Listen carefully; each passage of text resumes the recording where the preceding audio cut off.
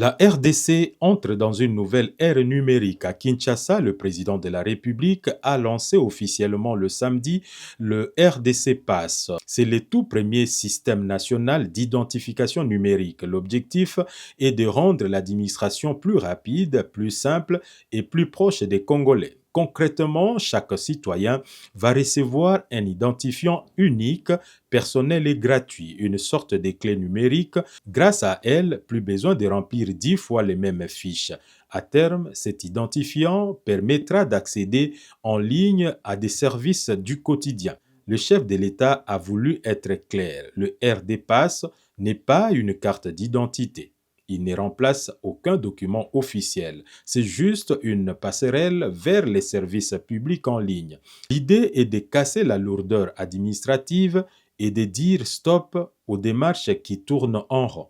Et la promesse va plus loin. Avec l'interconnexion progressive des ministères et des services, le système pourra envoyer des alertes automatiques. Ton passeport expire bientôt, tu recevras une notification. Ton acte de naissance est prêt, tu seras informé sans te déplacer. Mais pour que ça marche, le président a fixé 3 priorités au gouvernement. Sécuriser les données avec une cybersécurité renforcée, rendre tous les systèmes de l'État compatibles entre eux et surtout ne laisser personne sur le bord de la route. Les zones rurales et enclavées doivent aussi être connectées à cette révolution. Le ministre de l'économie numérique, Augustin Kibassa, a rappelé que l'accès au RDC Pass sera gratuit pour tous. Pour lui, c'est la première pierre d'un chantier plus vaste, digitaliser entièrement les services publics d'ici 2030, car le RDC Pass s'inscrit dans la vision RDC Digital National 2030. Pour les autorités, c'est un outil de transparence, de souveraineté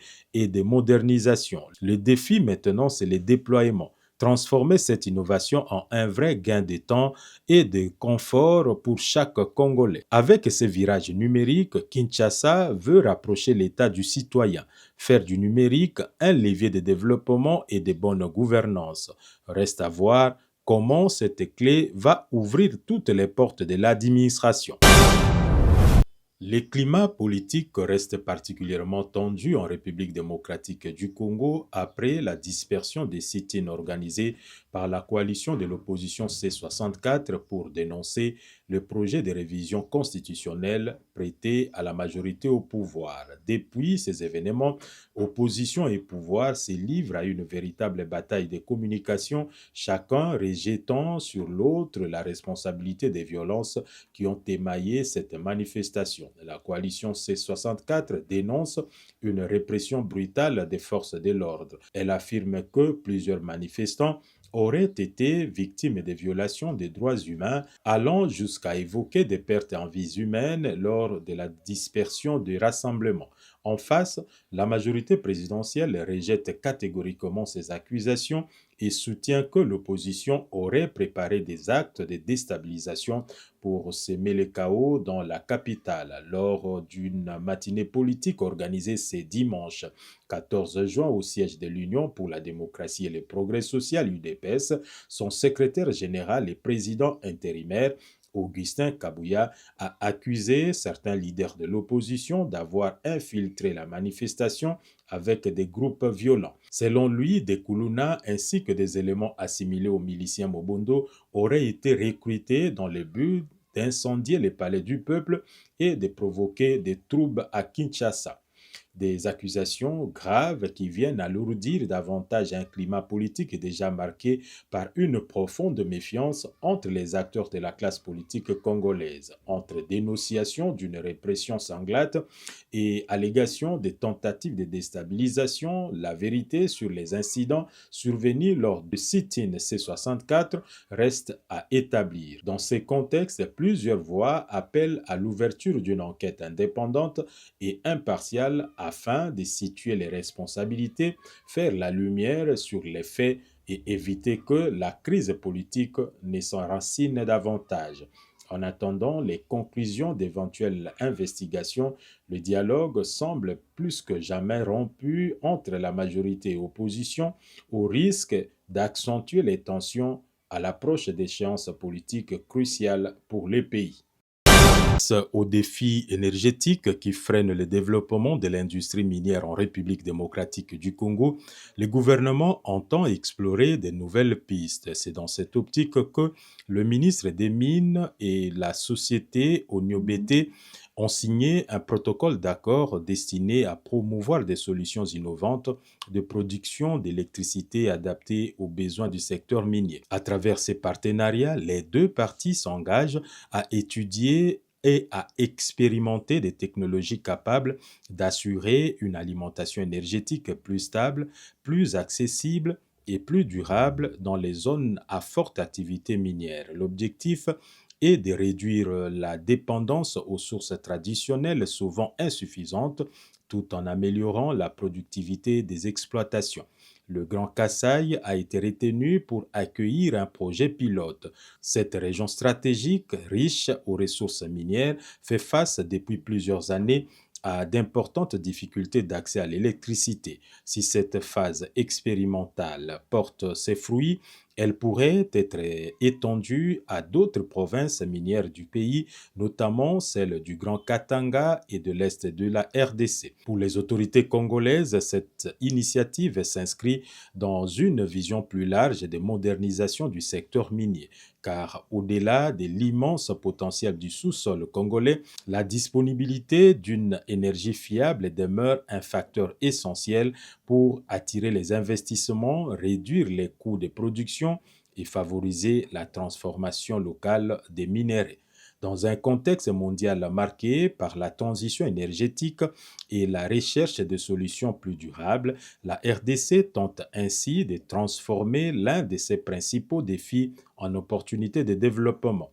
En misant sur l'innovation et les partenariats stratégiques, le pays espère bâtir une industrie minière plus compétitive, créatrice de richesses et génératrice d'emplois. Ces protocoles d'accord constituent donc une étape importante, mais au-delà des signatures et des promesses, les attentes restent grandes, voire émerger des solutions concrètes pour que l'électricité cesse d'être un obstacle et devienne enfin un véritable levier du développement minier et économique de la République démocratique du Congo.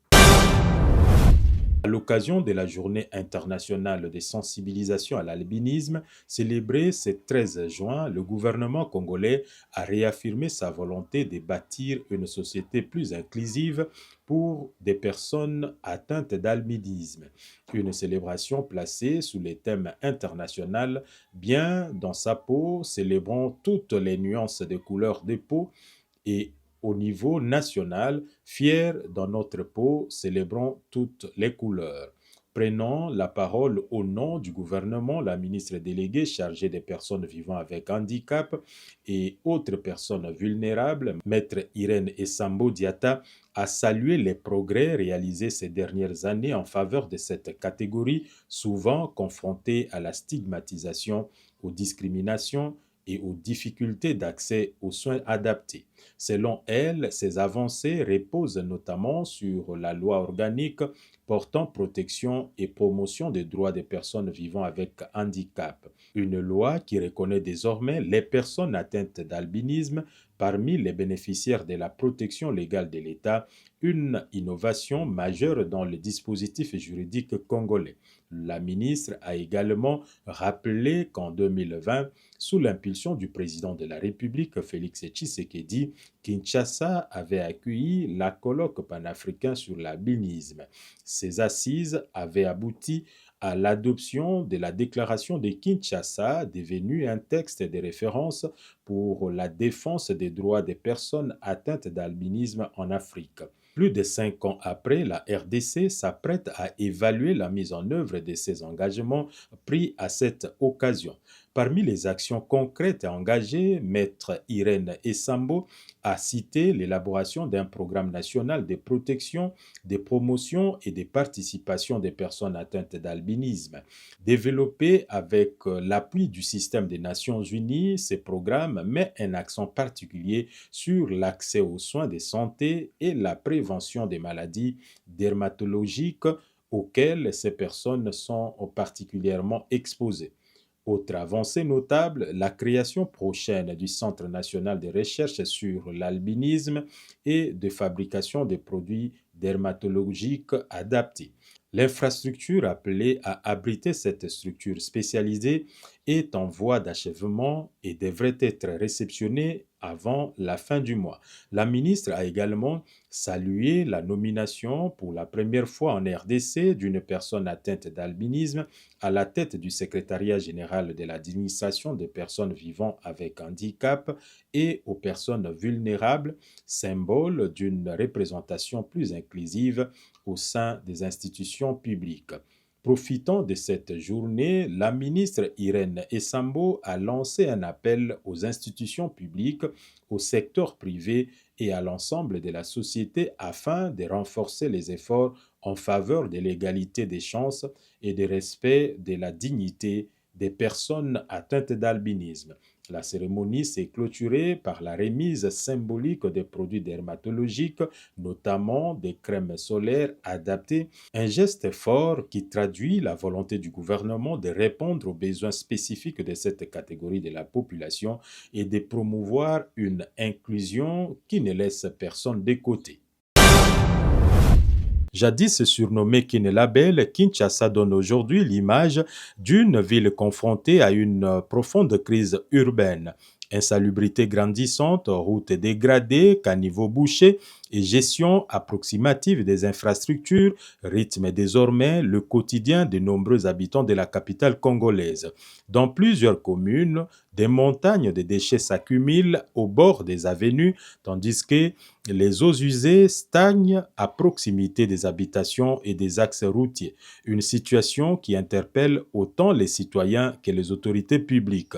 Si l'incivisme de certains habitants est régulièrement pointé du doigt, la responsabilité des gestionnaires de la ville est également engagée. Le manque de contrôle des travaux publics, l'absence de suivi des entreprises adjudicataires et la faiblesse des mécanismes de sanctions contribuent à la détérioration rapide des ouvrages pourtant financés à coût de millions de dollars. Au rond-point Force, à la place des anciens combattants dans la commune de Kassavubu, des travaux de réhabilitation avaient été réalisés il y a seulement quelques mois. Aujourd'hui déjà, les premiers signes de dégradation sont visibles. Les déchets s'amoncellent à proximité, les caniveaux sont obstrués et les eaux stagnantes menacent à nouveau la chaussée. Même constat au croisement des avenues Chaba et Opala.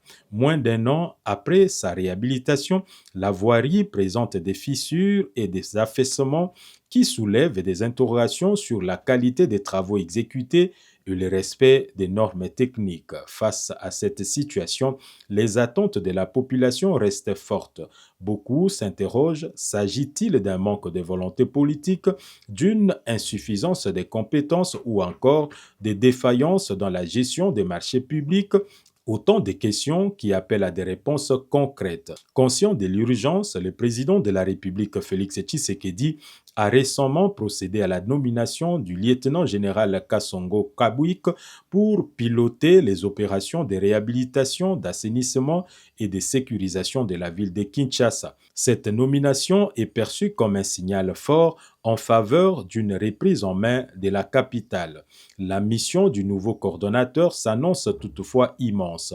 Restaurer l'autorité de l'État, accélérer les travaux d'assainissement, améliorer la mobilité urbaine et veiller à une meilleure exécution des projets publics.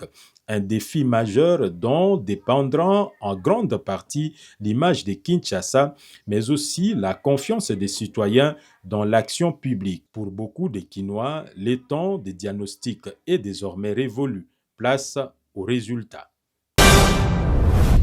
52 ans après leur unique participation à la Coupe du Monde, les Léopards de la RDC s'apprêtent à écrire une nouvelle page de leur histoire. Le 17 juin prochain, au NRG Stadium de Houston, les Congolais feront leur entrée dans le Mondial 2026 face au Portugal, l'une des grandes nations du football mondial. Pour ces grands rendez-vous historiques, les fauves congolais pourront compter sur un soutien de taille. C'est lui du président de la République, Félix Tshisekedi, qui assistera personnellement à cette première rencontre. Une présence symbolique qui témoigne de l'importance de cet événement pour tout un peuple fier de retrouver l'élite du football mondial plus d'un demi-siècle après l'épopée de 1974 en Allemagne. L'information a été confirmée par le ministre des Sports Didier Boudimbo. Il a également assuré que toutes les dispositions sanitaires entourant les déplacements de la délégation présidentielle ont été prises dans un contexte marqué par la recrudescence des cas d'Ebola dans le pays. Mais cette fête du football pourrait se dérouler sans la faveur habituelle des supporters congolais. Les restrictions liées à la situation sanitaire compliquent l'obtention de visas américains et canadiens, empêchant ainsi pour l'instant de nombreux fans de faire le déplacement jusqu'aux États-Unis. Placés dans un groupe particulièrement relevé, les Léopards affronteront successivement le Portugal, la Colombie et l'Ouzbékistan.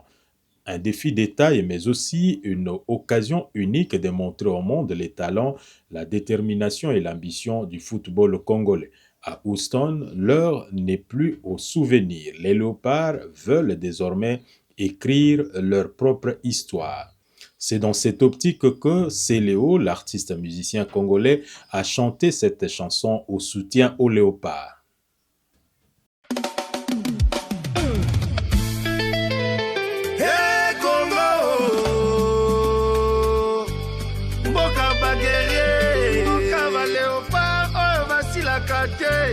Après 52 ans, le chemin s'ouvre encore devant nous.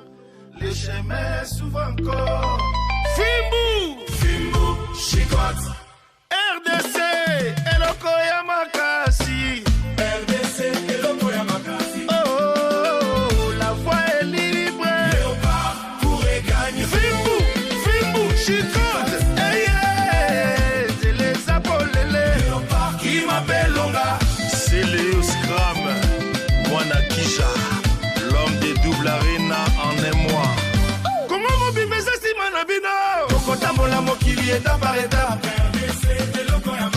Léopard à l'attaque. Qui garde l'amiral?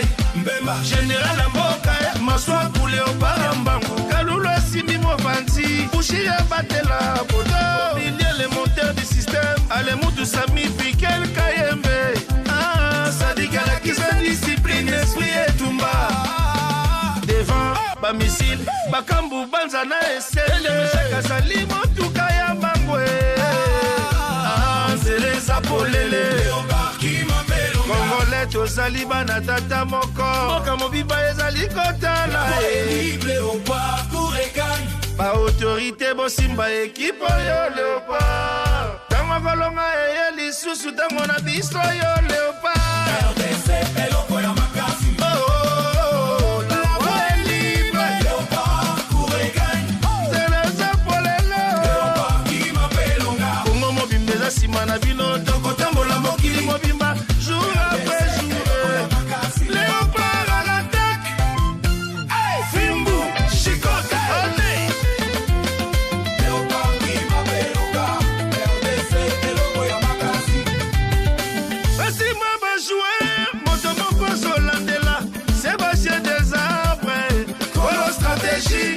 Bakatake tere komaka moto kwende mbele hakuna kurudi nyuma kwa miaka mingi tulingoja lakini sasa tunarudi kwa nguvu pia Katanga Kivu Kasai Equateur Congo Kinshasa Togo Sepela la voix est libre Léopard Kourekan.